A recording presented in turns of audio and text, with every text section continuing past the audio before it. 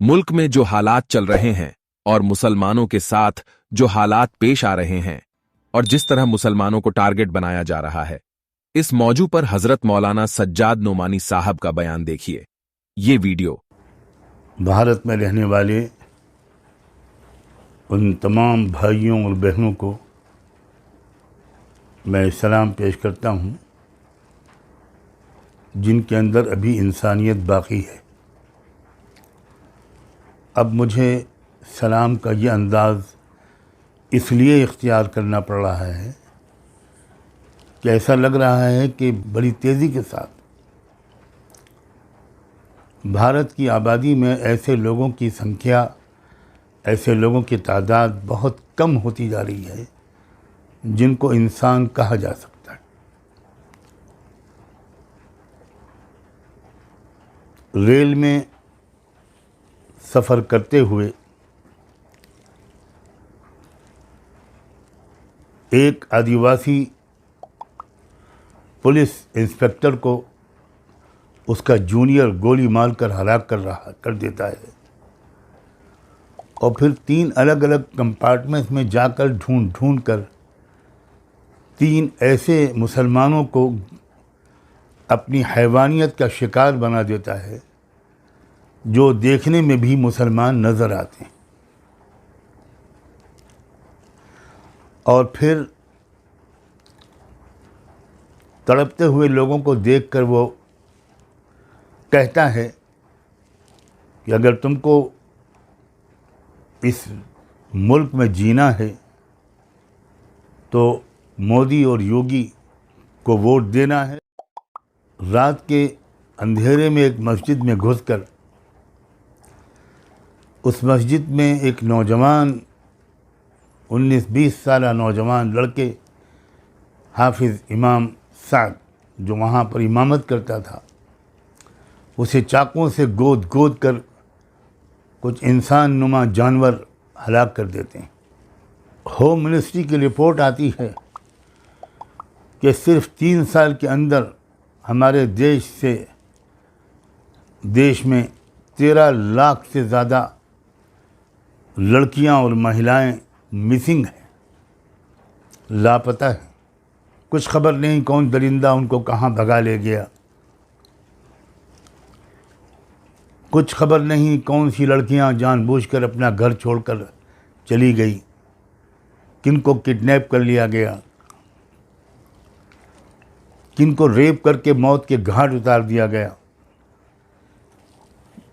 क्या अब भी हम नहीं जागेंगे? अब भी हम हिंदू मुस्लिम करते रहेंगे? अब भी हम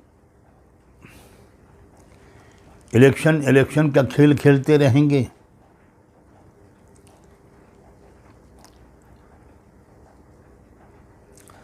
तेरह लाख लड़कियां और महिलाएं 3 साल के अरसे में लापता हो गईं। कितना बड़ा वाक़या है ये खबर आने के बाद तो पूरे देश में ज़लज़ला आ जाना चाहिए था। ये 3 साल वही हैं जिसमें बीजेपी और आरएसएस की सरकार है। क्या मैं अपनी बहनों से, क्या मैं अपनी बेटियों से, किसी भी समाज की हों, किसी भी धर्म का पालन करती हों, किसी स्टेट में रहती हों, क्या मैं अपनी बेटियों और बहनों से ये अपील कर सकता हूं कि अब खड़ी हो जाओ? ये पूरा महिलाओं का वर्ग जिस बुरी तरह जुल्म और सितम का शिकार है, जिस तरह औरतों के और लड़कियों के हुकूक मारे जा रहे हैं, उनकी इज्जतें लूटी जा रही हैं, उनको रेप करके टुकड़े करके उनको फेंका जा रहा है, फ्रिज में रखा जा रहा है। क्या अब भी हमारे देश में कोई ऐसे लोग नहीं हैं जो सिर्फ इस मुद्दे को लेकर महिलाओं से कहें कि उठ जाओ अपनी इज्जत की हिफाजत के लिए, भूल जाओ कि तुम मुसलमान हो या हिंदू हो? तुम सिख हो, तुम क्रिश्चियन हो, तुम एमपी में रहती हो या मणिपुर में रहती हो, दिल दर्द से फटा जा रहा है। अब मैं अपील करता हूँ, मैं आदिवासी तमाम संगठनों से अपील करता हूँ, अलग आप लोग सब काम कर रहे हैं। अब आप सोचिए ज़रा, ये 3 मुसलमानों को और एक पुलिस ऑफिसर को जो आदिवासी था, ट्राइबल था, उसको गोली मार देता है एक शख्स। क्या अब आदिवासियों और मुसलमानों को बिल्कुल इकट्ठा नहीं हो जाना चाहिए? जालिम तो दोनों को एक नज़र से देख रहा है, लेकिन ये दोनों जालिम को अलग अलग नज़र से अगर देखेंगे तो कैसे मुकाबला कर पाएंगे? कम से कम मेरी नॉलेज में नहीं आया कि किसी आदिवासी लीडर ने मुसलमानों पर होने वाले मुसलसल जुल्म के खिलाफ आवाज़ उठाई हो। मैं एक बार फिर दोहराता हूँ, मेरे इल्म में नहीं आया, मेरी नॉलेज में नहीं आया। मैं आदिवासी तमाम भाइयों और बहनों से, उनके लीडरों से, उनके जो संगठन हैं, जो संस्थाएं हैं, उनसे निवेदन करता हूँ, और उनसे भी और तमाम लोगों से भी, कि जब दूसरे समाज के किसी शख्स को निशाना बनाया जाए तो सबको उसके खिलाफ बोलना चाहिए। सिर्फ उसी समाज के लोगों को नहीं बोलना चाहिए जो जिस समाज से ताल्लुक़ रखता हो वो शख्स जो विक्टिम बना है, जो निशाना बना है। अब तो ये खुला एक ऐलान जंग है। हर चंद घंटे के बाद कुछ नए वाक़यात, कुछ नई घटना की खबर आती है। एक ईमानदार पुलिस ऑफिसर जिसने जान पर खेलकर एक बहुत बड़े फसाद से बचा लिया, कई घंटे तक उसने उन लोगों को समझाया जो कावड़ियों का रूप धारे हुए थे। वो थे कौन वो तो हम नहीं जानते, जानने वाले जानते होंगे या खुदा जानता है। कई घंटे समझाया कि आपको जो रूट दिया गया आप उसी रूट पर जाइए। उन्होंने जानबूझकर वो रूट छोड़ा और उस रूट पर आए जहाँ मुस्लिम आबादी थी, और एक मस्जिद के सामने वो ज़ोर ज़ोर से डीजे बजाने लगे और नारे लगाने लगे। इस नाजुक इस सूरत हाल को भी उस इलाके के एसपी या एसएसपी ने बड़ी समझदारी के साथ, बहादुरी के साथ संभाला और मैनेज किया। और वो लोग नहीं माने तो बहुत हल्का सा बल प्रयोग किया, लाठीचार्ज किया। कोई और ऑफिसर होता या वहाँ कावड़ियों की जगह पर मुसलमान होते या कोई और होता तो गोलियों से 10-20 लोगों को भून दिया गया होता, सैकड़ों लोग जख्मी हो गए होते। और पुलिस ऑफिसर की इस ईमानदारी का इनाम उसको ये मिला, उसका ट्रांसफ़र कर दिया गया। क्या हो रहा है हमारे देश में, और ये क्यों हम लोग सब खामोश बैठे हैं? हमारे दलित भाई और बहन, मैं एक बार फिर कहता हूँ कि मुझे किसी शेड्यूल कास्ट के लीडर की तरफ से कोई बयान सुनने और देखने को नहीं मिला। हो सकता है कि मेरी जानकारी की कमी हो। वो यूपी की घटना हो, हरियाणा और मेवात की घटना हो, ट्रेन की घटना हो, जयपुर बॉम्बे एक्सप्रेस की, या कोई वाक़या हो, सबको बोलना चाहिए। अपने गुस्से का, अपने गम का इजहार करना चाहिए और मिलजुल कर एक कोशिश शुरू होनी चाहिए। वी आर टू लेट, हम बहुत ज़्यादा ताख़ीर हो चुकी है।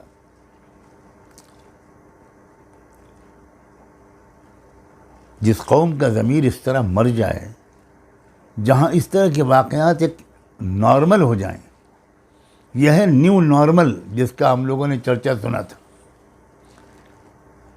यह है न्यू इंडिया, और अब तो इंडिया कहना भी मुश्किल है।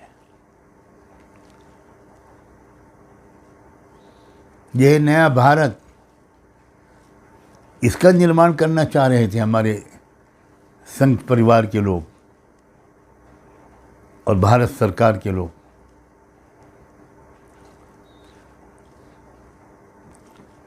कितनी बदनामी हो रही है। हम जिस भारत में पैदा हुए थे, ये वो भारत तो नहीं है, बहुत बदल चुका है, बहुत बिगड़ चुका है। आइए किसी तरह इस समाज को सुधारें, बुराई के खिलाफ आवाज़ उठाएं। मैं तमाम शेड्यूल्ड कास्ट के लीडर्स को, आदिवासी लीडरों को, उन तमाम संस्थाओं के सरबराहों को, तमाम ह्यूमन राइट्स के एक्टिविस्ट लोगों को इस बात की दावत देता हूं कि आइए हम लोग सर जोड़कर बैठें और एक कॉमन मिनिमम प्रोग्राम बनाकर किसी तरह इस देश की व्यवस्था को, इस देश की सूरत हाल को बदलने की कोशिश करें। मैं मीडिया के दोस्तों से भी कहना चाहता हूं कि खुदा के लिए ज़रा सोचिए, आप अपनी टीआरपी के खातिर क्या कर रहे हैं।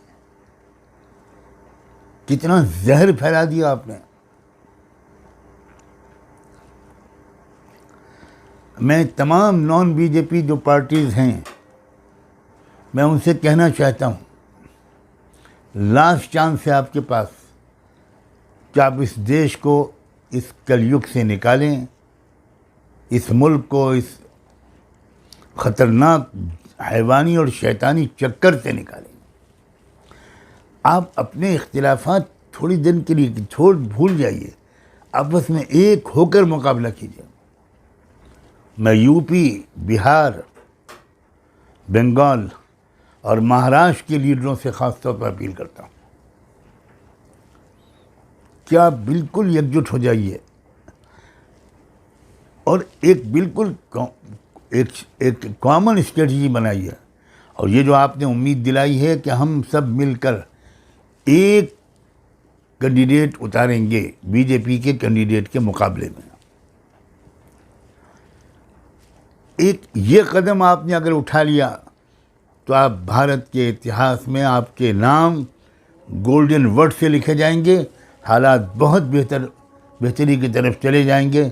ये आप ज़रूर कदम उठाइए, ज़रूर कदम उठाइए। करोड़ों आवाम की तरफ से, कमज़ोरों और मज़लूमों की तरफ से, दबे कुचलों की तरफ से, scheduled caste, scheduled tribe, OBCs, minorities, सब की तरफ से मैं आपसे ये हाथ जोड़ के दरख्वास्त करता हूँ। मुझे उम्मीद है कि आप इस पर ध्यान देंगे। मैं आखिर में एक दो बातें और कहना चाहता हूँ।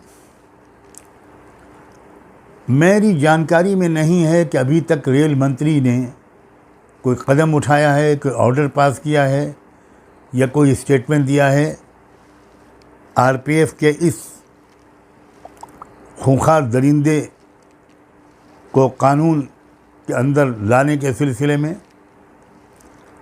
क्या चार्जशीट बनेगी, कौन सी एफआईआर दर्ज की गई है और किन धाराओं में ऐनी गवाहों के साथ इस केस को लड़ा जाएगा ताकि कैपिटल पनिशमेंट से कम इस दरिंदे को कोई सज़ा न मिले भारतीय कानून के मुताबिक। मैं फिर कह रहा हूं कि मेरी जानकारी में नहीं, हो सकता है कि उन्होंने कोई बयान दिया हो और मेरी नज़र से अभी न गुजरा। इसी तरह होम मिनिस्टर साहब, उनका भी कोई बयान मेरे सामने नहीं आया। मैं ये उम्मीद नहीं करता कि इतने एक्टिव हमारे होम मिनिस्टर, अभी तक उन्होंने कोई इस सिलसिले में साफ बयान जारी न किया हो। लेकिन मैं सिर्फ ये कह रहा हूँ कि मुझे अभी उनके किसी बयान के बारे में जानकारी नहीं मिली। दुआ करता हूँ और उम्मीद करता हूँ कि उन्होंने कोई बयान और कोई इंस्ट्रक्शंस जारी कर दिए होंगे। फिर इससे भी आगे बढ़कर इस खूंखार दरिंदे ने दो नाम लिए, हमारे मुल्क के रिस्पेक्टेड प्राइम मिनिस्टर का और उत्तर प्रदेश के ऑनरेबल चीफ मिनिस्टर का। यकीनन इन दोनों ने कोई बयान जारी किया होगा कि हमारा कोई ताल्लुक़ इससे नहीं है, हमारी कोई जिम्मेदारी नहीं है और हम स्ट्रांगली कंडेम करते हैं और इसको हम लाएंगे इंसाफ के नीचे, कानून नाफिज होगा। हमारे उत्तर प्रदेश के चीफ मिनिस्टर तो एक धार्मिक रहनुमा भी हैं, उनसे भी यकीनन मुझे ये उम्मीद है। और प्राइम मिनिस्टर तो एक इंटरनेशनल शख्सियत हैं, मेरी जानकारी में अभी तक नहीं आया। मैं इंतज़ार भी कर रहा हूँ, दुआ भी कर रहा हूँ। और अगर आप में से किसी को कुछ मालूम हो कि हमारे दोनों इन बड़े लीडरों ने, प्राइम मिनिस्टर ऑफ इंडिया ने और चीफ मिनिस्टर ऑफ यूपी ने कोई बयान जारी किया है, कोई कदम उठाया है, तो मुझे ज़रूर मुत्तला करें। ये अजीब अफसोस की बात है, 3 मुसलमान बेगुनाहों को जो बेचारे ट्रैवल कर रहे थे, सफ़र कर रहे थे, न कोई जुलूस में थे, न कोई जलसे में थे, न बोल रहे थे, न कोई प्रोटेस्ट कर रहे थे, उनको गोली मार दी गई। तो इन दोनों को तो बहुत खुलकर सामने आना चाहिए कि ये हमारा नाम लेकर बदनाम किया गया है, हम किसी कीमत पर इसको बर्दाश्त नहीं करेंगे। अगर इन दोनों ने बयान जारी कर दिया है तो मैं वो बयान सुनना और देखना चाहूँगा, और मुझे उम्मीद है कि उन्होंने जारी कर दिया होगा। लेकिन अगर नहीं किया तो मैं इस पर अपने ताज्जुब ही को ज़ाहिर कर सकता हूँ और ये रिक्वेस्ट कर सकता हूँ कि विदाउट एनी फर्दर डिले, मज़ीद ताख़ीर किए बग़ैर ये दोनों लीडरान इस बात को कंडेम करें। कितनी हैवानी गैर कानूनी हरकत इन दोनों का नाम लेकर की गई है। एक नाम और सुनाई पड़ रहा है उस वीडियो में, ठाकरे। मेरी समझ में नहीं आ रहा इससे कौन से ठाकरे मुराद है। क्या अगर उद्धव ठाकरे जी मुराद हैं, क्योंकि ये महाराष्ट्र में घटना हुई है, तो अगर ये उद्धव ठाकरे मुराद हैं तब तो उद्धव ठाकरे को तो खुलकर सामने आना चाहिए, उनको प्रेस कॉन्फ्रेंस करनी चाहिए और स्टेट का मसला है तो स्टेट को बहुत ज़ोरदार अंदाज से इस शख्स के ख़िलाफ़ एक मर्डर का केस चलाना चाहिए, सारे सबूत सामने रखने चाहिए। ये ज़िम्मेदारी है स्टेट के चीफ मिनिस्टर की भी और स्टेट के एक बड़े लीडर मिस्टर उद्धव ठाकरे की भी। बस मैं इसी